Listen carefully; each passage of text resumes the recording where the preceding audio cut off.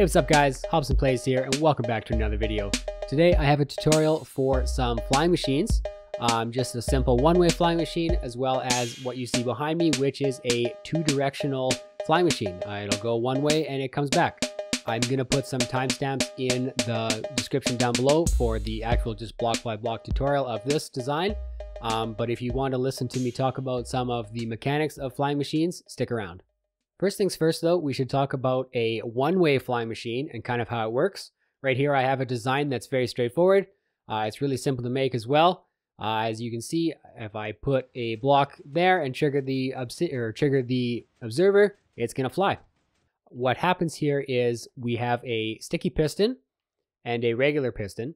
The regular piston is going to push it the direction you want it to go. The sticky piston is going to pull it the direction you want it to go.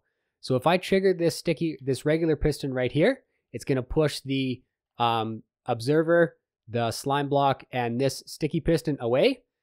When this block, this imaginary block above this observer gets activated, it's going to send a pulse to the sticky piston, which is going to pull this observer, this sticky piston, and this sticky block rather, and this regular piston with it. Then it just cycles again and it repeats the process until it goes forever. So if I trigger this by just placing a block in front of it, you're going to see it flies off, and that actually will never stop. If I remove this, it's going to go forever. And you obviously just stop it with a solid block that is unmovable. Now that you've seen this work, let's go ahead and build it. Really easily, just take a obsidian block and place it somewhere floating up in the sky. You want to use a unmovable block, just in case you make any errors and you send your flying machine going. Take a regular piston and place it so it's facing the direction you want the flying machine to go. And take a sticky block and place it directly in front of the piston, and place the other sticky block right in front, right beside the piston as well. You can also use honey blocks for this. It doesn't actually matter. Take your sticky piston and face it in towards the sticky block beside the regular piston. For now, go ahead and place another obsidian here, just so that this can't fly away, just in case you make any errors. So now go ahead and place two temporary blocks, one space above your slime blocks. I'm just going to use slime for now because they're easy to break in survival.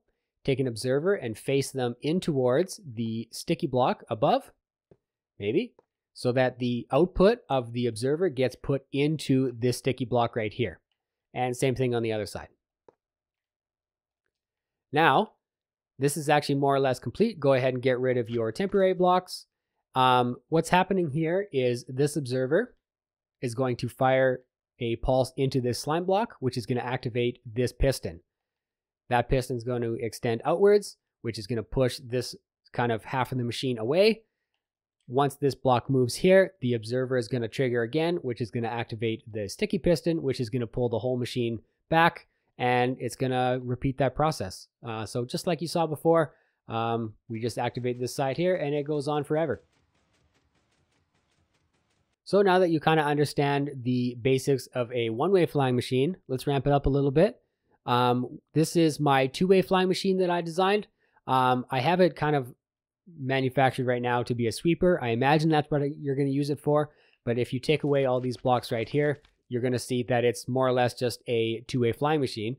The redstone is really not complicated. There's a little bit of timings that I'll talk about as you go. But here, let me show you in action. I'm going to activate it by flicking this lever. This light's going to turn on to let you know the machine is active. And it goes away. And then once it hits this station right here, these observers are going to get pushed down. So they start to trigger the bottom half of the flying machine. And same thing, these observers are going to get pulled up and trigger the top half of the flying machine. So these are going to go back and forth pretty much indefinitely. If I don't want it to go anymore, just flick the lever here and it's going to turn the machine off. So now what's happened is the machine is kind of in a lock state. And again, if I want to send it off again, easy peasy, just flick the lever and it's going to go again. To prove the reliability of the machine, I'm going to have this running for the duration of the rest of this video so that you can see that it will not break. And no matter how long you let it run, it's going to stay active. All right, so I'm going to go ahead and get into the actual block by block tutorial now. And as I build it, I'm going to explain a few of the reasonings behind why I have things designed the way I do. So the start of every good flying machine is picking a place to start building it. And as always, using an obsidian block to mark out the beginning spot. And basically, we're just going to be building the same flying machine we just did. So again, with the piston facing the direction you want it to be flying, sticky blocks in front of the piston and beside it, and then a sticky piston pulling from this sticky block right here. And then we're going to do the same thing on the bottom, except for technically opposite. So where there's a piston, we want a sticky piston below it, facing the same direction as the regular piston. And where there's a sticky piston, we want a regular piston just underneath it, facing the same way as that sticky piston. Go ahead and put a slime block just underneath both of these slime blocks right here. Now, safety first, take an obsidian block and place it on the direction the machine's going to fly to begin with. Again, just to make sure that if you accidentally set this off, it's not going to go flying forever. Now go ahead and take a temporary block and place it right there, as well on the other side. That's the easiest way to get an observer facing into the sticky block. So little change with the original flying machine is we've moved the observers to the side now. It's actually functioning the exact same way, except for now it's a little bit easier to manipulate this. So what's going to happen is, just like the single flying machine, this observer right here is going to trigger this regular piston, which is going to push this whole contraption away. Then this observer is going to trigger this sticky piston, which is going to pull the whole machine into a direction. So now we're going to go find out where the end of the machine is going to be. Since I'm in creative mode, I'm going to go ahead and place it over this way like so. You're going to have to figure out on your own terms how far you need the machine to go and where you're going to have to set this all up. Now, just for testing standards, let's go ahead and fire this machine off, and you should see that it flies to the other end. So it's all working as intended right now, but now we're into a problem. How do we get it to go back? Obviously, if I trigger this again, it's just going to pull itself and do nothing. So let's go ahead and replenish this sticky or regular piston where it needs to be. Now what we got to do is get these observers to be down here. So the way I designed this, figured this out, was taking pistons and pushing them down. So let's go ahead and get some pistons pushing these blocks down, these observers down rather. So we're going to go ahead and do that on both sides. Now we just need a way to trigger these. So if we go ahead and take just some redstone, I'm going to use these regular blocks right here to trigger these sticky piston or regular pistons. That way these observers get pushed down to the bottom half of the flying machine, and it's going to trigger itself again. So now, very importantly, once we got some redstone lined up to our pistons, we want to make sure the observer that's going to be powering the engine piston is triggered second. So we'll put a delay. I prefer a max delay to maximize reliability, so that no matter what happens, this observer is going to be pushed down first. This sticky piston, because of the obsidian block, is basically going to do nothing. And then after that's failed, this observer is going to get pushed down, which is going to trigger our engine piston. So when I go ahead and place this or push this button right here, it's going to send a pulse, which again, because of the delay, this piston's going to fire second, and it's going to push our machine back the way it came. So now we need to get these observers back into position.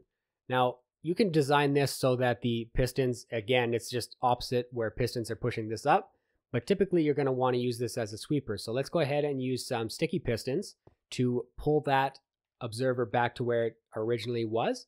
So we'll go ahead and place some temporary blocks. Again, pistons pushing down, sticky pistons rather, facing down so that it's going to pull up those observers. And same thing, we just need a little bit of redstone to trigger those pistons. So let's go ahead and create a redstone line.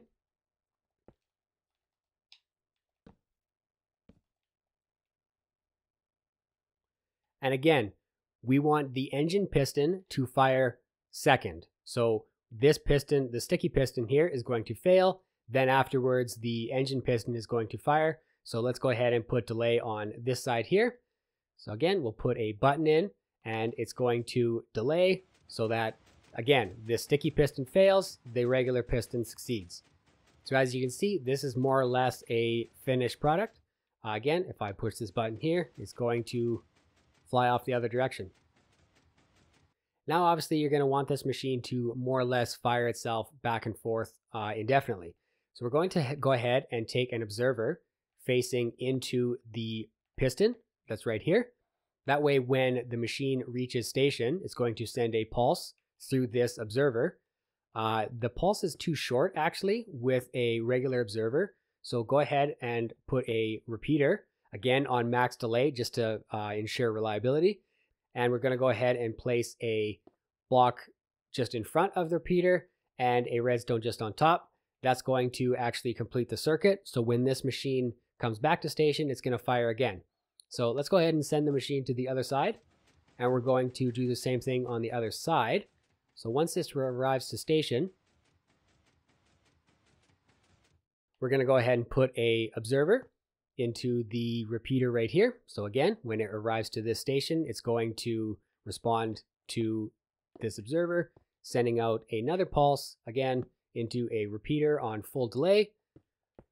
Repeater going into a block with a piece of redstone just on top.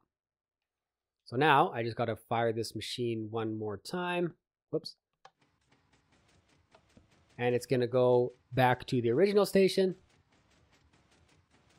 This observer here is going to respond to the machine arriving, send a pulse to our pistons, which is going to send it back the other way.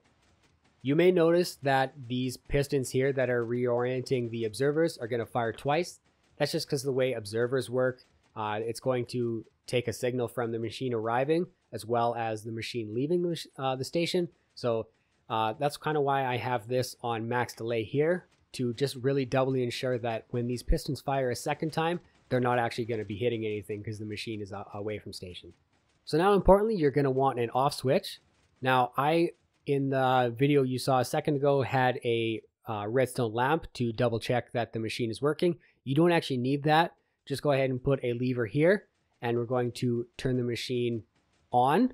So these pistons here are now extended, but now because the machine is technically turned on, this pulse here is going to do nothing. So if you really want, you can go ahead and place a redstone torch just beside the observer with a redstone lamp just receiving signal from the torch, so that it's kind of opposite. So if the machine is turned on, it's no longer active. Now, the nice thing about this here is, because this is already kind of triggered to pull the observers up, once you turn off the lever, which is going to turn on the machine, these pistons are going to pull those observers up, and it's going to fire again and be sent to the other station. And really simply, if you want to turn this off when you have the machine away from this station, just go ahead and flick this lever off right here. It's very important you have only the on and off switch on the side of the machine that you have the sticky pistons on. If you had it on the other side, these pistons are going to be extended all the time, and it's going to actually break your machine. So make sure, again, the on and off switch is on your sticky piston side of the whole contraption. Now, as far as practical uses for this, chances are you're going to want to be using it as a sort of sweeper for a sugarcane farm or a bamboo farm or something along those lines. So you can actually, kind of the nice thing about this is, make this a 12 wide sweeper. So you can have 6 blocks on either side. So on the side where you have your slimes, go ahead and extend this down 1, and you can go out 5 blocks. So 1, 2, 3, 4, 5. And then same thing on the other side where you have the slime, you're going to go down 1 block and out 5 more blocks. 2, 3, 4, 5. So you can see here it is a 12 wide sweeper. You got 6 blocks on this side, 6 blocks on the other side. And if we activate the machine, it's going to send off itself again. And yeah, like I said, you can use this for like a sugarcane farm or a bamboo farm, something along those lines. But I'm sure you guys are talented people and will find more uses for the two-way flying machine. If you guys do have any other uses for this flying machine, let me know in the comments down below. I'm really excited to see what kind of uses you guys can get out of this. Hopefully it turns out to be reliable for you. I know Bedrock flying machines are a little bit hit and miss, just the way pistons receive redstone signals and the way observers work in Bedrock is a little bit challenging sometimes. which is why I kind of designed the farm or this machine the way I did, just to really maximize reliability. It's not the fastest flying machine that you can probably make, but it is definitely the most reliable. Anyways, guys, thank you so much for watching. I hope this machine works out well for you. If you liked the video, make sure to leave a like on the channel. If you really liked it, make sure to subscribe. I release tutorials and other Minecrafty videos, as well as some other games that I've been playing. Thank you guys so much for watching, and I'll catch you in the next one.